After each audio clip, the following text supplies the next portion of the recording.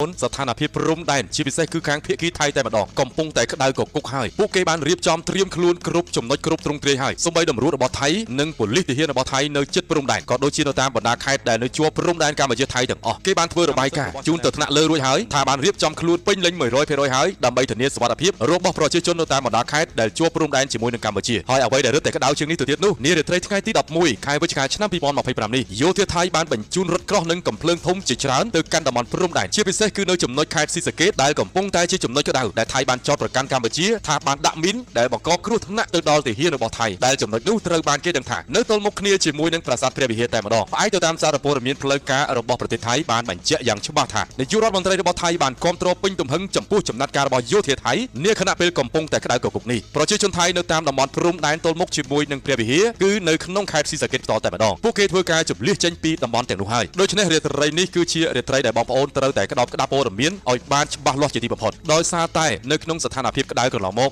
យើងបានឆ្លងកាត់រួចមកហើយបងប្អូនថាមុនពេលនៃការចាប់ផ្ដើមធ្វើសង្គ្រាមនិងស្ថានភាពកំពុងតែក្តៅនៅក្នុងសមរភូមិមានព័ត៌មានមិនពិតធ្វើការចែករំលែកដែលបង្កភាពចលាចលទៅលើបងប្អូនប្រជាជនកម្ពុជាជាពិសេសគឺពួកគាត់នៅតាមតំបន់ព្រំដែនការគ្រប់គ្រងព័ត៌មានឲ្យបានច្បាស់លាស់និងការទទួលយកព័ត៌មានប្រាកដជាក់លាក់វាគឺជាសុវត្ថិភាពចម្បងបំផុតរបស់អាយុជីវិតប្រជាជននិងសុខសុវត្ថិភាពរបស់យោធាកម្ពុជាករណីដែលជនខិលខូចចង់ឆ្លៀតឱកាសដើម្បីយកផលប្រយោជន៍កេងចំណេញពីព័ត៌មាននានាចេះតែបំភ្លៃនិងបំភ្លើការពិតវាអាចបង្កនៅការយល់ច្រឡំសម្រាប់បងប្អូនប្រជាជនកម្ពុជាដែលស្ថិតនៅក្នុងតំបន់ព្រំដែនដូច្នេះជាសេចក្តីអំពាវនាវរបស់ខ្ញុំសូមឲ្យបងប្អូនយកចិត្តទុកដាក់ក្តោបក្តាប់នៅស្ថានភាពព័ត៌មានផ្លូវការរបស់កម្ពុជាក៏ដូចជាថ្នាក់ដឹកនាំកម្ពុជាគ្រប់លំដាប់ថ្នាក់ជាពិសេសគឺអាជ្ញាធរនៅក្នុងចំណុចព្រំដែនផ្ទាល់តែម្ដងណាមួយទៀតរាល់សកម្មភាពនៃការថតបង្ហាញទីតាំងភូមិសាស្ត្រក៏ដូចជាទីតាំងឈរជើងរបស់ទាហានកម្ពុជាព្រមទាំងការចល័តអាវុធយុទ្ធភ័ណ្ឌក៏អាចធ្វើឲ្យប៉ះពាល់យ៉ាងធ្ងន់ធ្ងរទៅលើសុខសុវត្ថិភាពរបស់យោធានិងកិច្ចការការពារប្រទេសជាតិទាំងមូលផងដែរជាសំណូមពររបស់ខ្ញុំប្រសិនបើបងប្អូនឃើញការចល័តទ័ពរបស់ភាគីយោធាកម្ពុជាយើងមេត្តាកុំថតបង្ហោះអីកុំចង់បាន view កុំចង់បាន like បាន share អីបងប្អូនពីព្រោះថាវាអត់ចំណេញទៅលើខ្មែរទេវារឹតតែធ្វើឲ្យយើងប៉ះពាល់ទៅលើសុខសុវត្ថិភាពប្រទេសជាតិទាំងស្រុងតែម្ដងយើងធ្លាប់ធ្វើវីដេអូជាច្រើនដងរួចមកហើយពាក់ព័ន្ធជាមួយនឹងបង្ការទាំងអស់នេះប៉ុន្តែបងប្អូនមួយចំនួននៅតែជាតិឱកាសដើម្បីយកវីដេអូមកបង្ហោះបោកប្រាស់ប្រជាជនក៏ដូចជាថតបង្ហោះអំពីទីតាំងយុទ្ធសាស្ត្រជាពិសេសគឺអាវុធយុទ្ធភ័ណ្ឌនានាដែលកងទ័ពកម្ពុជាបានចល័តនៅតាមបណ្ដោយព្រំដែនតើបងប្អូនដឹងឬទេថាទន្ទឹមទៅនឹងបងប្អូនបាន like បាន share បាន view ដែលគេមើលច្រើនបែបនេះវាក៏ពីបានបងប្អូនខ្លាចទៅជាសត្រូវម្នាក់ដើម្បីបង្ហាញឲ្យសត្រូវម្នាក់ទៀតមានឱកាសនឹងស្គាល់ទីតាំងរបស់យើងនិងដឹងអំពីទំហំយុទ្ធសាស្ត្ររបស់យើងគេនឹងងាយស្រួលធ្វើការវិភាគដើម្បីវាយប្រហារចំចំណុចខ្សោយរបស់យើងតែម្ដងហើយបច្ចុប្បន្ននេះបងប្អូនដឹងស្រាប់ហើយគេអាចមានបច្ចេកវិទ្យាគ្រាន់តែឃើញរូបភាពក៏គេអាចវិភាគដឹងថាទីតាំងនោះនៅត្រង់ចំណុចណាធ្វើដំណើរពីទិសណាទៅទិសណាប៉ាន់ស្មានអំពីកម្លាំងនិងទំហំរបស់អាវុធព្រមទាំងចំនួនកងទ័ពបន្ថែមទៀតលើពីនោះគេអាចដឹងអំពីឯកសណ្ឋានទម្រង់ទ្រង់ទ្រាយនៃសម្ភារៈជំនួយនានាដែលបំពាក់នៅលើយោធាយើងបងប្អូនខ្លះគិតមិនដល់គិតថារឿងនេះជារឿងសាមញ្ញប៉ុន្តែសូមបងប្អូនពិចារណាម្ដងទៀតការលាក់ការសម្ងាត់របស់យោធាយើងគឺជាការចាប់ផ្ដើមនៃជ័យជំនះមួយរួចទៅហើយធ្វើអ្វីក៏ដោយការរៀនសូត្រក៏ដោយការរកស៊ីក៏ដោយការធ្វើសង្គ្រាមក៏ដោយពិតណាស់វាត្រូវតែពឹងផ្អែកលើចិត្តសាស្ត្រវិធីសាស្ត្រយុទ្ធសាស្ត្រនិងឧបករណ៍សព្វវុធជាកត្តាសំខាន់ដូច្នេះខណៈពេលនេះវាគឺជាពេលវេលាដ៏ចាំបាច់បំផុតដែលយើងត្រូវគិតគូរអំពីប្រទេសជាតិយើងទាំងស្រុងគិតពីប្រយោជន៍ជាតិទាំងមូលកុំគិតប្រយោជន៍ផ្ទាល់ខ្លួនឯងជាបទពិសោធន៍រួចម្ដងទៅហើយក្នុងករណីដែលមានការបង្ហោះរូបភាពអំពីទីតាំងយុទ្ធសាស្ត្ររបស់កម្ពុជាកន្លងមកបានបណ្ដាលឲ្យប្រទេសថៃងាយស្រួលនឹងវិភាគរកទីតាំងភូមិសាស្ត្រតាមរយៈបច្ចេកវិទ្យា AI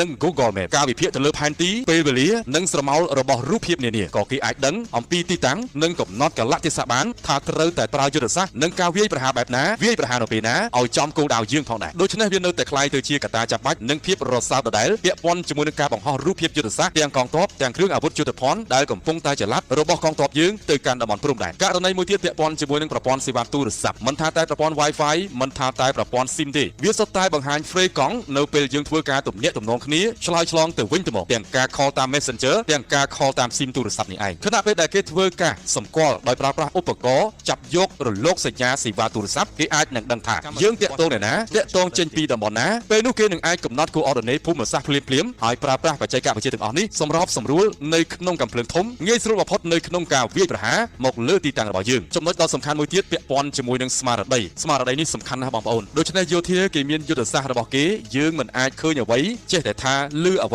ចេះតែនាំពាក្យពេចន៍ទាំងអស់នោះយកមកផ្សព្វផ្សាយបានទេការផ្សព្វផ្សាយរបស់យើងដោយមិនបានគិតទុកជាមុននោះអាចធ្វើឲ្យប៉ះពាល់ទៅលើស្មារតីរបស់កងទ័ពស្មារតីរបស់ប្រជាជនជាពិសេសប្រសិនបើមានជនខិលខូចខាងភាគីថៃបង្កើត account ជាអក្សរខ្មែរដាក់រូបជនជាតិខ្មែរហើយធ្វើការបង្ហោះសារព័ត៌មានឬក៏ពាក្យពេចន៍ណាមួយដែលប៉ះពាល់ទៅលើសតិអារម្មណ៍របស់ប្រជាជនកម្ពុជានៅតាមតំបន់ព្រំដែន នវានឹងបង្កភាពចលាចលភ្លាមៗដូច្នេះសូមបងប្អូនប្រជាជនទាំងអស់គ្នាមេត្តាមានការប្រុងប្រយ័ត្នគ្រប់ទម្រង់ទាំងអស់ហើយលើកនេះក៏យើងមិនទាន់អាចសន្មតថានឹងមានអ្វីកើតឡើងផងដែរយ៉ាងណាយើងត្រូវរងចាំការផ្ដល់ព័ត៌មានជាក់លាក់ពីស្ថាប័នព័ត៌មានផ្លូវការរបស់កម្ពុជាថ្នាក់ដឹកនាំរបស់កម្ពុជានិងអាជ្ញាធរនៅក្នុងតំបន់មូលដ្ឋានផ្ទាល់តែម្ដងអរគុណបងប្អូនសូមគោរពជូនពរបងប្អូនជាពិសេសបងប្អូនប្រជាជនដែលស្ថិតនៅក្នុងតំបន់ព្រំដែនផ្ទាល់តែម្ដងជូនពរឲ្យបងប្អូនទាំងអស់គ្នាមានសុខសុវត្ថិភាពទេវតាជួយថែរក្សាคุ้មគ្រងជាពិសេសខ្លាំងក្លាជាទីបំផុតនោះគឺបងវរៈកងទ័ពរបស់កម្ពុជាសូមវត្ថុស័ក្តិសិទ្ធិប្រលឹងដូនតាបុព្វបុរសខ្មែរមេទ័ពដ៏ខ្លាំងក្លារបស់ខ្មែរជួយសន្តិគុំគ្រងផ្ដល់អំណាចនៃធម្មពលកាន់ខ្នងរងមុខការពារអាយុជីវិតយោធាដ៏អង្អាចក្លាហានរបស់កម្ពុជាដើម្បីបុព្វហេតុជាតិលះបង់សាច់ស្រស់ឈាមស្រស់ចង់ឲ្យប្រទេសជាតិគ្មានការឈ្លានពានចង់ឲ្យប្រទេសជាតិមានសុខសន្តិភាពខ្ញុំបាទសូមបញ្ចប់ព័ត៌មានត្រឹមតែប៉ុណ្ណេះហើយក៏សូមខន្តីអភ័យទោសរាល់កំហុសខុសឆ្គងនៃការឡើងដល់